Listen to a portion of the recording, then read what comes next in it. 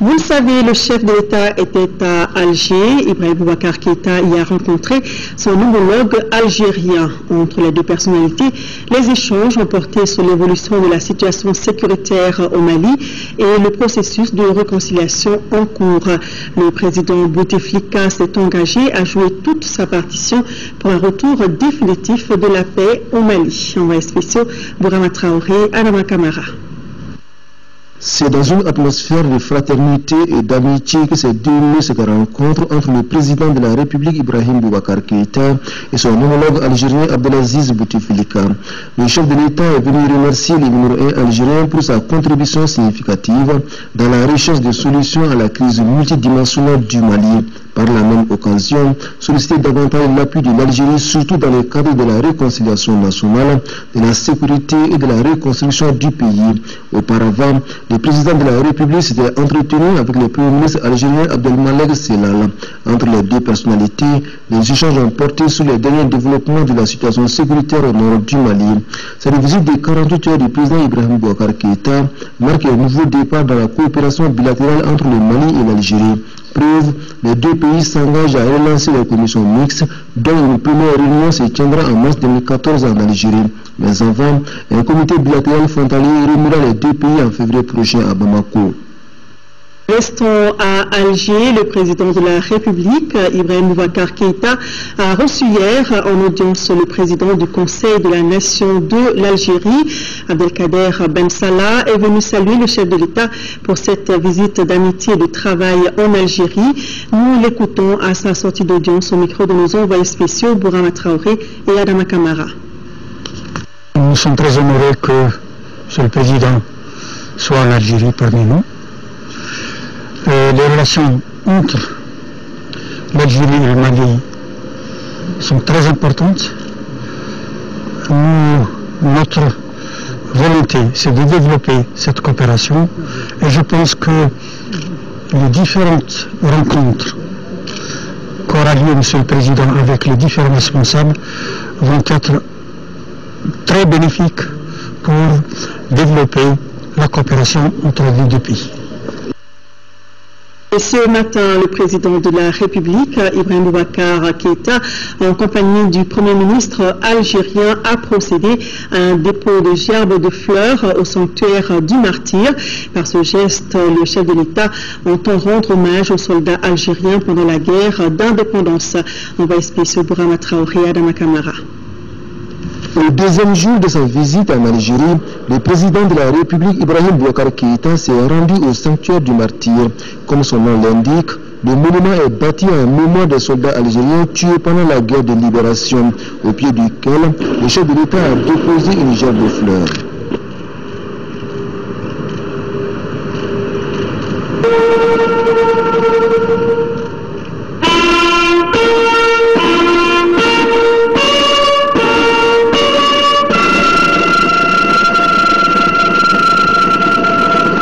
Un geste à forte valeur symbolique, à travers lequel le chef de l'État a voulu exprimer la reconnaissance du peuple malien aux autorités algériennes.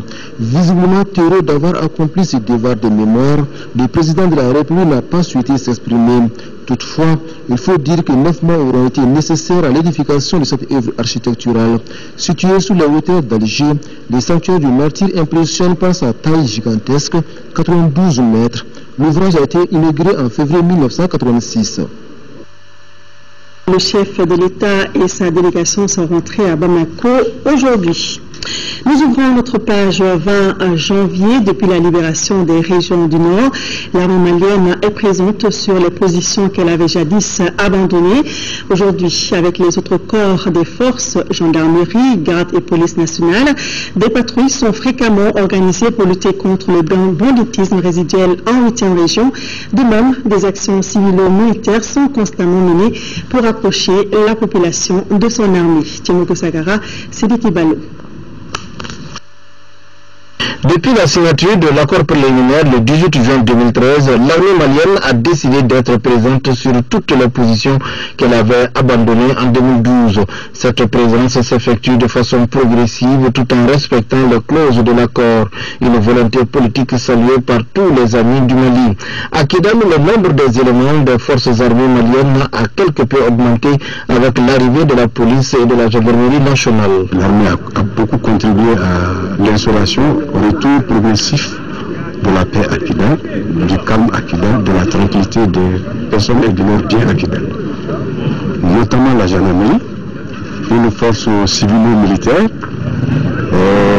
a sérieusement contribué à mettre le paquet dans le retour de ce calme-là à Kidal, avec les patrouilles mixtes. La police est là pour la sécurisation des personnes et de leurs biens. Naturellement, comme dans toutes les autres villes du pays. Pour le moment, nous avons commencé la patrouille, nous sommes en train de la faire depuis quelques temps. Il y a quelques désignations également que nous sommes en train de faire. La sécurité, l'intégrité du territoire, approcher la population pour se rendre compte si ces populations sont en sécurité ou bien qu'est-ce qu'on peut faire à leur endroit pour assurer leur sécurité. Donc dans ce cadre, l'armée malienne est bien là à Kidal. Les évolutions continuent sur le terrain en direction bien sûr de nos populations où ils se trouvent au niveau des campagnes, au niveau des campements, ainsi de suite. Ils assurent bien leur travail jusqu'à preuve du contraire. Une fois arrivé au niveau de ces populations, de se rassurer plus loin de la sécurité. Si la sécurité est là maintenant, quels peuvent être leurs soucis majeurs, à savoir soucis de santé, soucis d'entretien et même souvent alimentation, souvent dans ce cadre l'assistance civilo-militaire, une assistance civilo-militaire est engagée dans ce sens. Ainsi, toutes les femmes travaillent en parfaite symbiose. Une rencontre hebdomadaire se tient entre tous les corps pour parler de la sécurité, des difficultés et définir le rôle de tout un chacun selon son corps. On est tous ensemble. On patrouille ensemble et puis on rentre ensemble dans la solidarité et puis on est là à serrer toujours la ceinture. Inch'Allah, et puis on aura la solution. Souvent on voit des renégats, des trucs qui se mettent à faire des rafales au ciel, ainsi de suite. Bon, c'est vrai, ces agressions ne sont pas tout à fait dirigées, c'est pas directement dirigé sur les militaires, mais ça peut manifester un mécontentement ou quelque chose comme ça. Hein, ils nous présentaient une certaine allergie, mais il faut se reconnaître que ça va. Les choses commencent à bien tourner. Ces difficultés-là sont essentiellement d'ordre matériel. Je pense que très prochainement, de plus fortes autorités vont trouver une solution à ça. Parce que depuis que nous sommes là, ça va. Et on pense qu'ils vont trouver une solution à ça. Les nombreux cas de banditisme aujourd'hui qui engagent sérieusement la gendarmerie. La gendarmerie doit redoubler d'efforts. Parce que toutes les nuits, pratiquement à Kidal, il y a des cases de boutiques. Donc la gendarmerie est mise à rude épreuve parce que il faut que le maximum de patrouilles de nuit pour arriver à éradiquer carrément ce fléau. On était sérieusement en crise d'effectifs. Donc ils sont sur le terrain constamment confrontés à du danger venant de ces gens-là. Et ils sont mélangés à la population de Kidal. Ces djihadistes, ils sont nombreux à Kidal. Bon, ils sont exposés aux francs-tireurs. Parce que tout le monde sait qu'à Kidal, tout le monde est armé. Si la police a son siège en ville, les autres corps de FAMA sont au camp général Ablé Soumaré de Kidal. Par rapport au cantonnement de l'armée Massa-Oulé se porte en faux contre cette idée, cette pensée. L'armée malienne est bel et bien là. L'armée malienne procède à des patrouilles. L'armée malienne procède à des sorties sur le terrain, toujours pour aller dans la direction de ces populations. En tout cas, le moral de l'ensemble des troupes est au beau fixe. Ça, le moral est bon. Nous sommes contents d'être là à Kidal. Et le moral de la troupe est très bon. Le moral est parfait. On a vécu à un certain moment, depuis le début de l'avancée, que aller à Kidal est intenable, Kidal est insupportable, Kidal est comme ci, comme cela. J'étais très souvent auprès de mes hommes pour leur faire comprendre que cette mission-là, nous devons l'assumer. souvent, quand on approche ces populations qui sont souvent mal à l'aise, ils nous racontent, ils nous insultent, ils font ceci, ils font ça, ça passe. Ça, c'est parce qu'ils n'ont pas content. Il faut chaque fois procéder à des sensibilisations pour qu'ils comprennent que nous sommes là, pas contre eux, mais pour lutter contre un mal qui s'est glissé un moment de l'histoire dans le pays. Cette situation psychologique des femmes sur le terrain prouve à suffisance la détermination des hommes à accomplir toutes leurs missions et porter très haut le drapeau du Mali sur toute l'étendue du territoire. Nos forces armées se sont engagées pour la défense de l'intégrité territoriale des personnes et des biens. Cet engagement patriotique a coûté la vie à plusieurs combattants sur le front de la reconquête. Après la récente victoire des FAMA sur les terroristes et leurs complices, les militaires maliens se souviennent de leurs frères d'armes tombés sur le champ de l'honneur et leur rendent hommage. Daouda Zoumana Traoré nous en parle. De 1963 à nos jours, plusieurs de nos braves soldats sont tombés sur le champ d'honneur, une cause noble puisque liée à la défense des personnes et de leurs biens sur l'étendue du territoire national. S'y ajoute la reconquête des zones occupées par les groupes armés qui ont envahi le Mali en plusieurs endroits. Cette autre mission a permis de créer un poste de commandement pour le théâtre des opérations. Le but est de combattre sans merci les djihadistes dans les 3 régions du Nord, à savoir Tombouctou, Gao et Kidal, élargi à Mopti, Ségou pour le besoin de la cause. Mais la correction infligée à ces djihadistes par notre vaillante armée et ses alliés a occasionné des victimes. Compte tenu des tournures de l'histoire, la rébellion déclenchée le 17 janvier 2012 à Menaka a causé beaucoup de pertes parmi nos braves soldats. Beaucoup de nos frères d'armes sont tombés sur le terrain de l'opération pour devenir gendarmes aujourd'hui. Je ne parle pas de massacres, d'Adelhok, des tueries à Menaka, des tueries à Kona, à Djarabi. L'armée malienne a perdu beaucoup de ses combattants qui nous regrettons et pour lesquels nous ne cesserons jamais de prier pour le recours de leur âme. Chaque zone du Mali a vécu différemment ces événements très sombres de notre histoire, mais le point commun est que les ennemis ont été humiliés partout où ils ont séjourné. Précisément le 17 janvier 2012, les attaques ont commencé par le 14e régiment mixte et les autres unités, l'armée malienne notamment, la 2e unité Miaris et la brigade de gendarmerie, ici à Menaka d'abord. Au moment où ces attaques se perpétraient, alors les conditions n'étaient pas tout à fait à la hauteur pour quand même faire face à un ennemi qui était venu avec un arsenal vraiment très important. Les villes martyrs sont surtout Menaka, Aguelok, Anefif, Tessalit, Abeibara, Kidal, Kona, Djabali, Ber, Tombouctou, Gao, pour ne citer que celle-là. Le seul cas d'Aguelok a été considéré par le Malien lambda et l'opinion internationale comme un massacre orchestré par les djihadistes. À la descente de la mosquée, la ville était déjà argentée. Ça a commencé le 18 janvier 2012. Donc toute la journée, le feu n'est pas cessé jusqu'à 17h. Donc vers 17h, ils se sont repliés un peu pénétrés.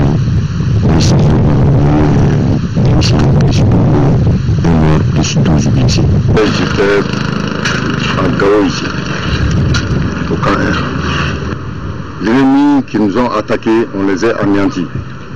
Leur renfort, le premier renfort est venu, on les a anéantis.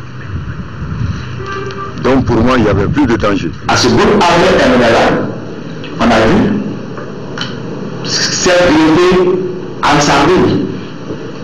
Quand vous prenez après le massacre d'Adelhok, quand Yann Al-Anali fait sa déclaration, il y avait des dirigeants du MNLA qui étaient là.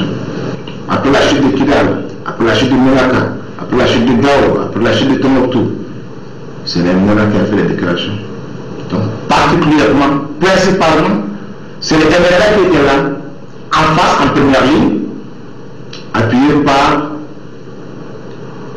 les djihadistes, les terroristes, dans Sardine. pour rendre hommage à ces braves hommes tombés sur les champs d'honneur, un honneur qui consiste à donner au Mali sa liberté et son lustre d'antan, rien n'est de trop. Restons dans la célébration de notre armée, mais nous retournons cette fois dans les années 1960.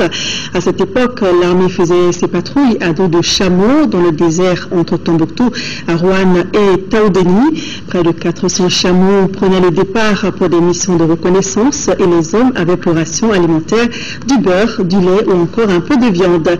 Le sergent-chef de la garde nationale à la retraite, Touani Ould Mohamed Asni, qui vit aujourd'hui à Ber, est un témoin oculaire. Ce dernier est l'un des premiers à avoir monté le drapeau malien à Tombouctou après l'indépendance.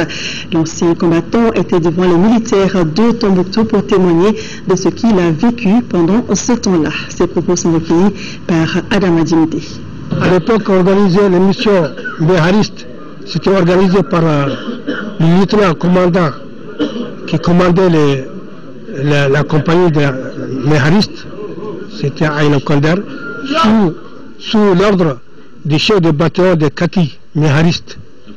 Ce sont des militaires qui montaient sur les méharistes, sur les chameaux, les méharis. Les chameaux, en ce moment, les véhicules ne partent pas en brousse là-bas, ce sont les chameaux il y a 300, 400 chameaux pour les méharistes seulement, pour les militaires et les gardes. Nous surveillons toujours le nom de Tombouctou. Il y a d'autres qui surveillent du côté Gao, Timitrine, mais du côté de Tombouctou, des locaux là qui surveillent de Tombouctou, Bouchbera, Arawan, Taoudeni, Traza, Chega. Ça, c'est la dernière place frontière qui est entre nous et la Mauritanie et l'Algérie. Dans l'administration, dans l'armée, quel souvenir vous tirez de tout cela? Le souvenir que, Dieu merci, on a eu notre indépendance. On est libre des forces qu'on a sur nous avant et on travaille notre pays comme tout le monde, chacun travaille son pays. Donc de beaux souvenirs. L'ambition des forces armées du Mali, FAMA, c'est de redevenir le creuset de l'unité nationale, de la cohésion sociale et de la souveraineté du pays et incarner le civisme renaissant. Voilà ce qu'a déclaré le ministre de la Défense et des anciens combattants ce dimanche au cours d'un déjeuner de presse. Ce déjeuner entre dans le cadre des festivités du 20 janvier qui vont voir donc défiler demain 4500 hommes sur le boulevard de l'Indépendance. Écoutons Smeilou Boubé Maïga au micro de Daouda Sidiki Diara. Pour sauvegarder l'indépendance du pays, pour restaurer la démocratie, pour restaurer la cohésion sociale, pour aider des pays à trouver un cadre de dialogue national plus adéquat, nous avons été présents. Et de 1960 à maintenant, nous avons envoyé à peu près 2000 hommes, gendarmes, policiers, militaires, dans le cadre des opérations de maintien de la paix. Et à l'extérieur du continent, parce que nous avons été à Haïti, et à l'intérieur du continent, comme je l'ai dit, au Congo, en Angola, au Rwanda, au Burundi, au Darfour, en Sierra Leone, au Libéria, où nous avions perdu même 8 hommes, je me souviens. C'est pour ça que je dis que la symbolique du 20 janvier dépasse le simple cadre national. Et par un juste retour de l'histoire, nous avons nous aussi bénéficié d'une solidarité internationale inédite, parce que l'ensemble de la communauté internationale s'est mobilisée quand il s'est agi pour nous de libérer les régions du Nord. C'est pourquoi nous avons décidé donc de mettre l'accent sur la cohésion retrouvée des forces armées et la solidarité avec les forces internationales. Et c'est pourquoi nous avons voulu symboliser cette cohésion et la force retrouvée par le pince sur le tournesol, qui a entre autres qualités, comme vous le savez, la caractéristique de se tourner toujours du côté du soleil, c'est-à-dire de toujours rechercher la lumière et de s'élever vers des objectifs et des idéaux plus nobles et c'est cela l'ambition aussi des forces armées aujourd'hui, c'est de redevenir le creuset de l'unité nationale, de la cohésion et de la souveraineté du pays, d'incarner le civisme renaissant et d'être l'outil qui garantit à la fois l'unité du territoire, l'indépendance de l'État, l'indépendance et la souveraineté de l'État et la cohésion du pays. Parti de l'indépendance, de la démocratie et de la solidarité, PIDS, et l'Union malienne du Rassemblement démocratique africain, UMRDA, expriment leur fierté à nos forces armées de sécurité pour tous les efforts et les sacrifices consentis singulièrement pendant les instants sombres de notre histoire. Tout en souhaitant une bonne fête à l'armée nationale, les deux partis remercient la communauté internationale pour sa grande mobilisation en faveur du Mali. À Bamako, le défilé du 20 janvier partira de Dikoroni-Para au terrain de la commune 3. La tribune officielle est dressée sur le boulevard de l'Indépendance. À partir donc de 6 heures demain, la circulation sera perturbée autour du site du boulevard de l'Indépendance. Alors, quelles sont les dispositions prises pour faciliter la circulation au centre-ville? Le commissaire de police, Idrissa Sangaré, commandant adjoint de police de la compagnie de la circulation routière, CCR, répond au micro de Moïse Traoré. En ce qui concerne les usagers qui veulent avoir accès au côté est du lieu du défilé et qui quittent le côté ouest, parce que en quelque sorte l'itinéraire du défilé sépare les deux côtés en deux blocs. Il y a un côté ouest et un côté est. La population du côté ouest, c'est-à-dire les usagers qui quittent Sévénou, Bako, Djibouti, Amdalaï, Lafiabou, et ils ont deux options.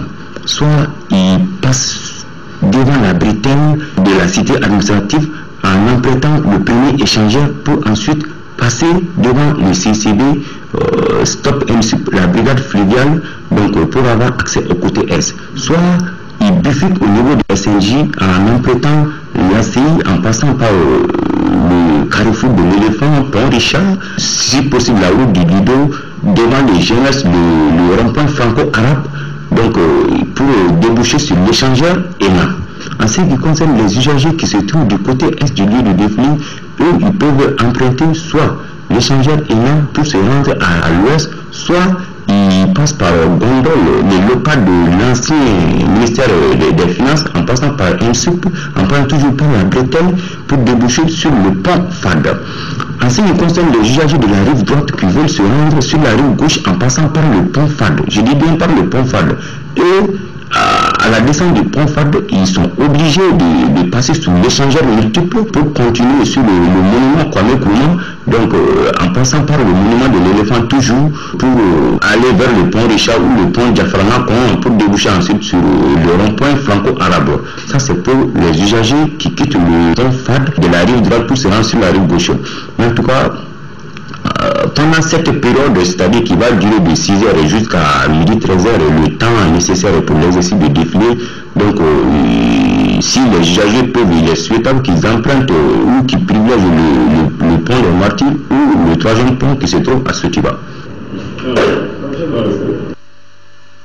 Maintenant, vous savez quel chemin emprunter.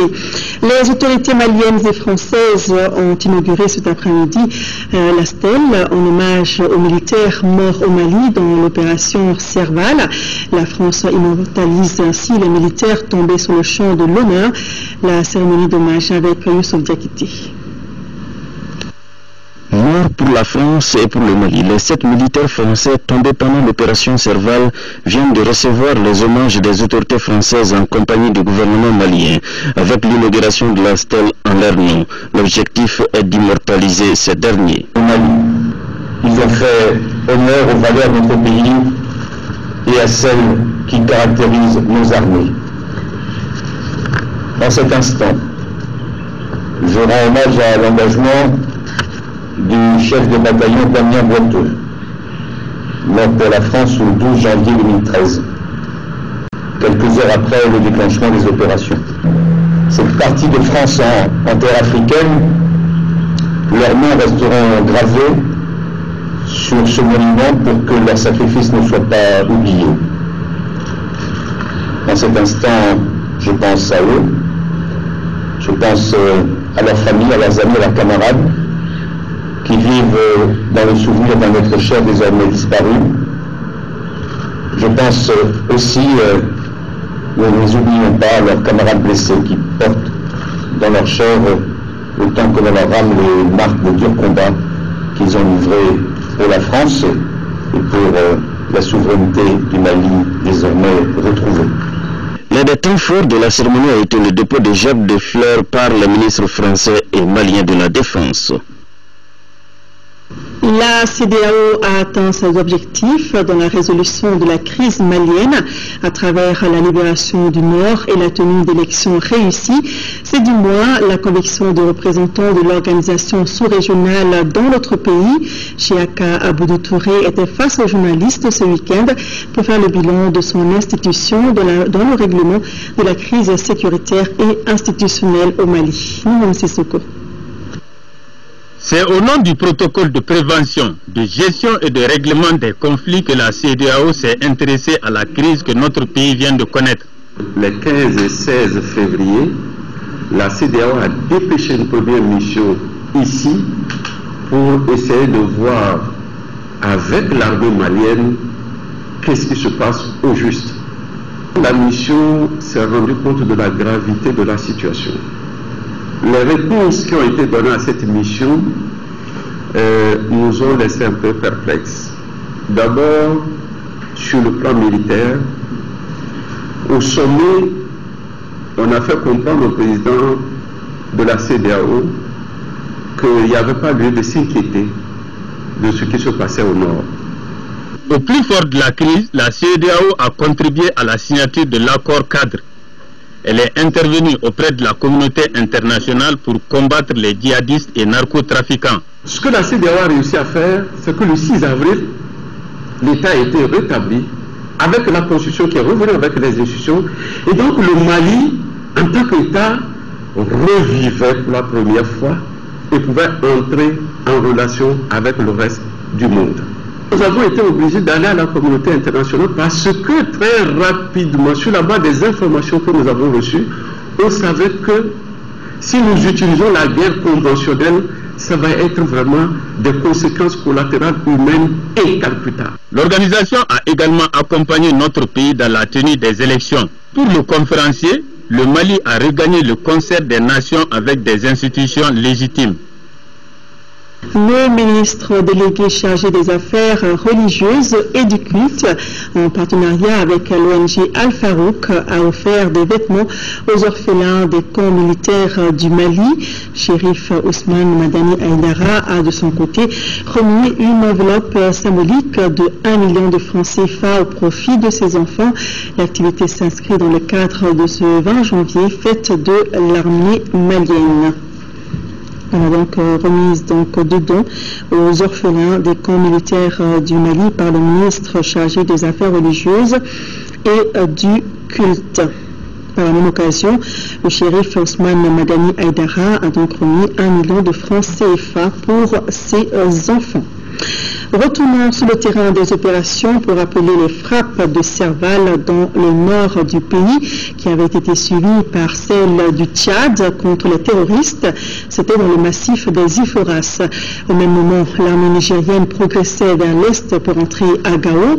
La mobilisation de ces troupes étrangères a ainsi ouvert la voie à d'autres forces africaines. Mariam Sagara revient sur ces événements. Aux côtés des forces maliennes et françaises, les armées africaines, notamment celles du Tchad et du Niger, se sont illustrées dans des nids de djihadistes au nord du pays.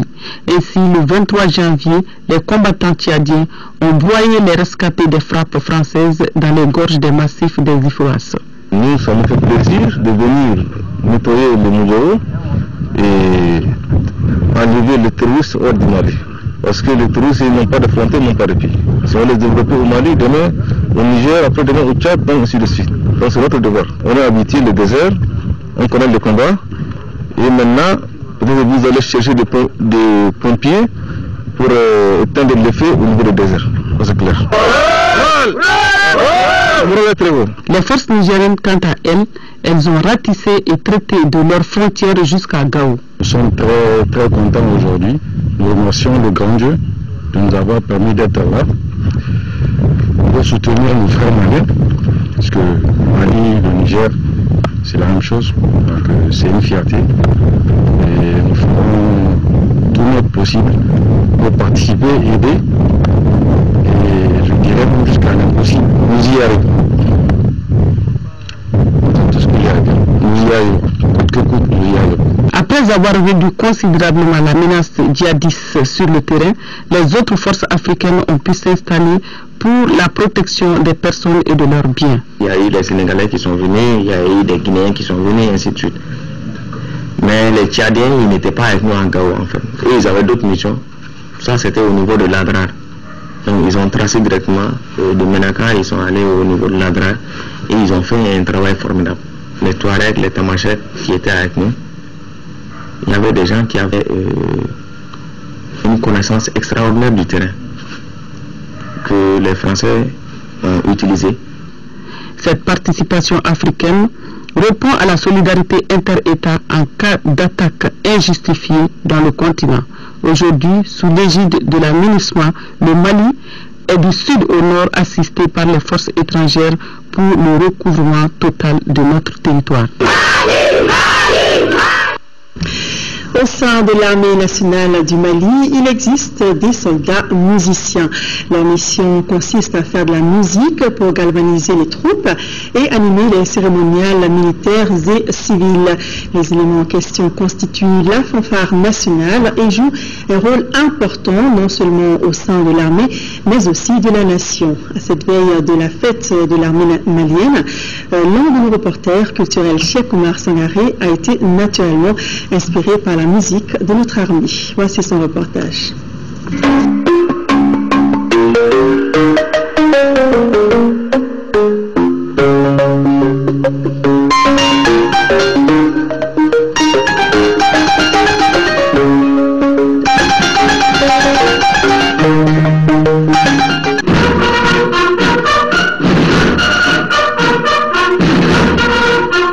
La fanfare, par définition, est un ensemble de musiciens dont les instruments sont exclusivement des cuivres, accompagnés occasionnellement de percussions. Elle désigne l'orchestre de musique de l'armée. L'histoire de la musique militaire au Mali est intimement liée à celle de l'armée.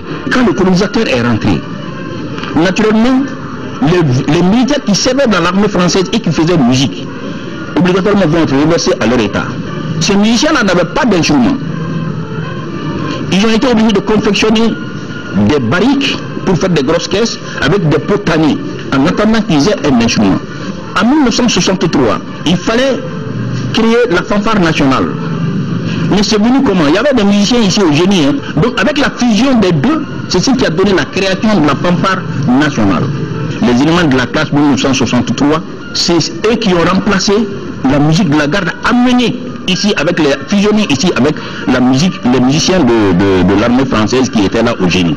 C'est ainsi que la musique aussi de la garde a été créée spécifiquement pour la garde. L'orchestre de musique des armées est appelé la Nouba lorsque son effectif se situe entre 25 et 50 éléments. Il devient la fanfare au-delà de 50 musiciens. Aujourd'hui, il y a une Nouba pratiquement dans chacune des régions militaires.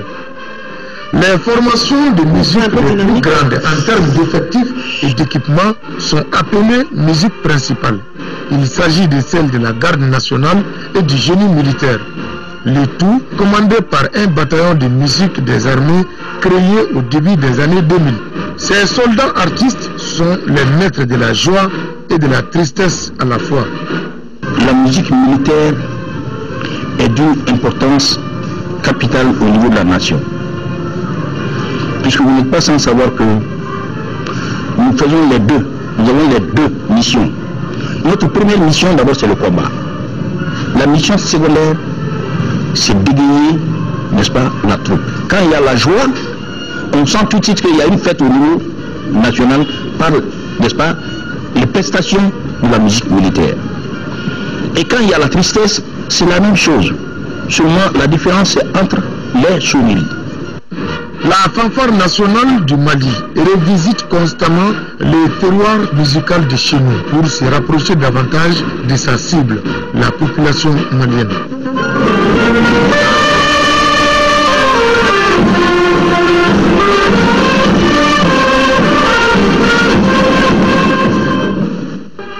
Elle interprète l'hymne national et autres titres reflétant la grandeur de notre chère patrie lors des grands événements nationaux. L'hymne national, personne n'est au-dessus de cela. Que tu sois militaire ou pas, une fois que tu entends l'hymne national s'exécuter et que tu es sur les lieux, il faut s'immobiliser. Ce petit temps-là, ça ne fait même pas 5 minutes, au maximum c'est 2 minutes là, pour rendre hommage à son propre état. Voilà le comportement que le Malien doit avoir. La musique militaire n'est pas une musique marchande, mais une musique de devoir destinée surtout à galvaniser la troupe vers l'accomplissement du devoir des soldats.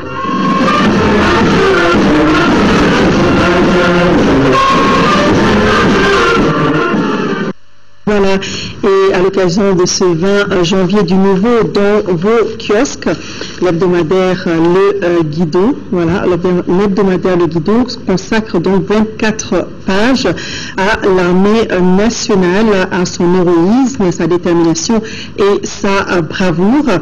Sur la première page, entre autres images, celle du colonel Kéba Sangaré, commandant militaire à Tombouctou en compagnie de 6 hommes. Et dans ce spécial 20 janvier du Guidon, vous trouverez également des articles sur l'historique, la reconquête des régions du Nord, les valeurs sûres de notre armée, entre autres. Le Guidon est déjà disponible dans le kiosque. Bonne lecture à tous. À Diabali, les responsables et les populations échangent sur la réconciliation et le pardon. C'est à la faveur d'un débat communal organisé par le programme d'appui aux collectivités territoriales. Cette rencontre a regroupé les représentants des différents villages de la commune, les associations et ONG qui ont accompagné les populations pendant la crise. Fousseni Samaki. Ce débat communal a permis aux populations, autorités et ONG partenaires de la commune de Diabali de donner des explications sur les causes et les conséquences de la crise sécuritaire et surtout la gestion des dons reçus qui a suscité des incompréhensions à certains niveaux.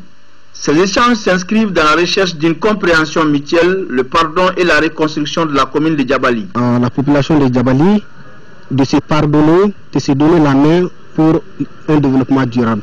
C'est ce que nous devons faire maintenant. On n'est plus à l'ère des reproches, nous sommes maintenant à l'ère de la recherche de solutions. La commune fait 40 000 habitants.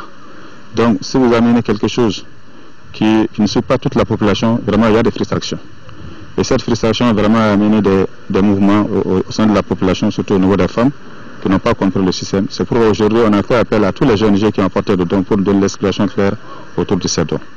À travers ces débats, le pacte GIZ vise un développement harmonieux afin de surmonter les difficultés rencontrées par ces populations en 2013. Nous pensons que le processus de développement de Diabali peut redémarrer. Et nous, après ce débat, nous allons en fait élaborer avec l'ensemble de ces acteurs qui sont présents un plan d'action. Dans lequel plan d'action on va essayer d'appuyer la collectivité à renforcer davantage cette cohésion sociale après cette situation post-crise. Les recommandations et résolutions issues de cette journée devront favoriser l'instauration d'un climat de confiance entre les populations d'une part et d'autre part entre les populations et les autorités pour un développement local autour des projets concrets. Également, l'on échange sur la réconciliation et le pardon. ONG Indamali et son partenaire Caritas Allemagne ont organisé un forum de dialogue intercommunautaire. Ce forum a porté sur la réconciliation et la cohésion sociale dans le siècle d'Ansongo. Aïssata Salumaïga. Réussir le retour de la paix, la stabilité et la cohésion sociale entre les différentes communautés pour un développement durable des régions nord du Mali est l'objectif visé par le projet AFA. C'est pour atteindre cet objectif que l'ONG Indamali, en collaboration avec Caritas Allemagne et la BMZ, ont initié des forums de dialogue intercommunautaire sur la question dans le cercle d'Ansongo. Ce cadre d'échange a permis aux participants de dégager un certain nombre de problèmes liés à la sécurité des personnes et de leurs biens, à l'assistance des enfants soldats ou utilisés dans les conflits armés, à l'insertion socio-économique des enfants victimes, au désarmement désarmement des groupes armés, entre autres. Il faut travailler au retour de la paix, ce qui signifie en gros qu'il faudrait procéder au désarmement. Pour qu'il y ait paix, il faut que les gens se sentent à l'aise et capables de pouvoir voyager. Pour réduire l'impact de la guerre sur les enfants associés et victimes de la guerre, plusieurs mesures devront être prises. Identifier, écouter et placer en apprentissage les enfants soldats ou autres enfants victimes de guerre âgés de plus de 14 ans dans la formation professionnelle. Fournir une assistance psychosociale et sanitaire aux enfants soldats et autres enfants victimes de guerre dans la zone d'intervention du projet. Pour l'administration, la réconciliation reste un passage obligé pour tous les fils du pays. Le prochain forum sera tenu dans le cercle de Gourem. En 5e région, dans le cadre des activités marquant la première édition du festival Art et Culture de Kona pour la paix, le ministre de la Culture a inauguré le monument Damien Boiteux en hommage aux premiers soldats français tombés sur le champ de l'honneur. Bruno Maïga a également posé la première pierre du musée du soldat portant le nom du président tchadien Idriss Déby Itno. Reportage de Yacouba Maïga. Ce monument, qui est à la fois culturel et historique, est un signe de reconnaissance à l'officier français Damien Boiteux pour le sacrifice ultime qu'il a consenti en perdant sa vie pour sauver tout un peuple. C'est donc une véritable œuvre d'art d'une architecture inédite qui nous renvoie à l'époque la plus sombre de l'histoire récente du Mali. Nous pouvons clamer haut et fort que les anciens élèves du Soudan français, actuel Mali, seront unanimement d'accord avec les termes de la Marseillaise qui prône. La France est belle, ses destins sont bénis. Nous vivons pour elle, vivons unis. Hommage a été aussi rendu à notre vaillante armée dont beaucoup de soldats sont tombés à Kona armes en main. Un musée sortira bientôt de terre à la mémoire de l'ensemble de ces héros maliens et étrangers dont le martyr sera immortalisé. Ce musée du soldat sera bâti sur une superficie de 2 hectares et portera le nom du président tchadien Idriss Déby Itno. C'est une symbolique de taille en cette veille de la célébration du 20 janvier qui est pour nous la commémoration de la création de l'armée malienne et qui rappelle le départ des derniers soldats français, signe de notre souveraineté acquise. Et quelle autre symbolique que de voir que c'est ces mêmes Français qui sont venus aujourd'hui nous aider à consolider cette souveraineté, à consolider l'intégrité territoriale, à consolider l'unité nationale. Autre symbolique, la course de pirogue qui a mis aux prises le Mali, la MINUSMA, la France et le Tchad. C'était pour célébrer l'union et l'intégration entre les peuples. Sport football CHAN 2014, les Aigles du Mali ont obtenu leur qualification pour les quarts de finale en battant le Mozambique 2-1. C'est la première fois que notre équipe accède à ce niveau de la compétition et nous espérons bien évidemment qu'elle aille jusqu'à la victoire finale. Notez que dans le même groupe A, le Nigeria a éliminé l'Afrique du Sud, pays organisateur, par le score de 3-1. Siragato Sissé nous fait revivre les temps forts de ces deux rencontres. Les Aigles locaux du Mali en quart de finale pour un CHAN. C'est une première en 2 participations. Cette cuvée amenée par Djibril Dramé vient de frapper une grande coup en battant le Mozambique 2-1. Malgré la domination des Aigles, les Mozambiquiens trouvent le chemin des filets à la 39e minute. Josimar Marquez, oublié par la défense, trompe Simena Diakité. 1-0 pour le Mozambique. Sentant le danger dans leur nid, les Aigles égalisent à la 38e minute par Ibrahima Sidibé sur un service d'Abdullah Sissoko. On gère côté Mali. La victoire est acquise finalement dans le temps additionnel. Idrissa Namanda Traoré marque ce pénalty. Et ce sera la porte 2-1 pour le Mali. Parfait. Ce succès, le deuxième dans ce tournoi, le propulse en quart de finale.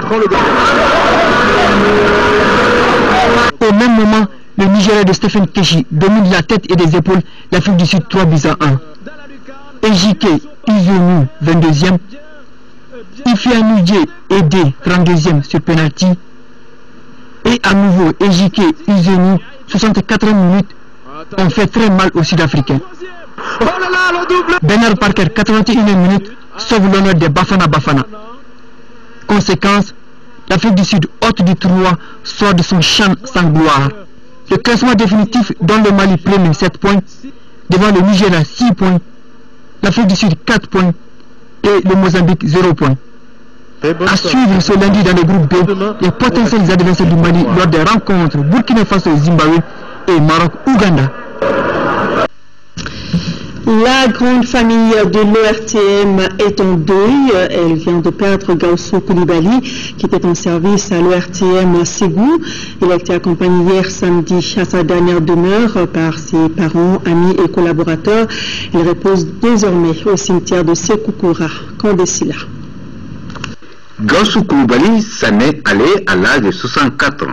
Chauffeur de son état à l'ORTM Ségou, celui que la mort a arraché à l'affection de tous a travaillé à la station régionale jusqu'à sa retraite en 2011, où, en plus de son rôle de chauffeur, s'occupait de la bandothèque et des avis et communiqués. Ses compagnons retiennent de lui un homme rompu à la tâche. C'est l'homme qui tente de tout faire, de tout savoir.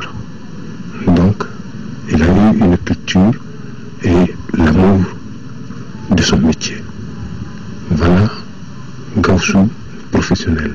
Socialement, c'est l'homme également qui, dans la famille, tout comme au lieu de travail, est un homme d'équipe. Après son embauche à l'hôtel, il m'a beaucoup aidé en technique. La collaboration était franche. Il faisait correctement son travail. Gaussou Koulibaly, qui a été conduit à sa dernière demeure au cimetière de Sekoukoura Bagdadi par ses collègues, amis et connaissances, laisse derrière lui une veuve et plusieurs orphelins inconsolables. Que la terre lui soit légère. Amen. À suivre tout à l'heure, question d'actualité qui s'intéresse à la réconciliation nationale, la cohésion sociale et le vivre ensemble dans la région de Garo, vu par les jeunes. Un débat dirigé par Moussa Arimaïga et réalisé à Gao dans le cadre du forum régional de la ville tenu en décembre dernier, organisé par le ministère de la Réconciliation nationale et du développement des régions du Nord. Demain, pour les informations, retrouvez Mohamed Touré à 13h. Mais avant, vous pourrez suivre en direct la retransmission du défilé militaire à partir de 8h30. Demain soir, vous retrouverez Nania Aliou Traoré. Merci à vous et bonne suite de programme sur l'ORTM.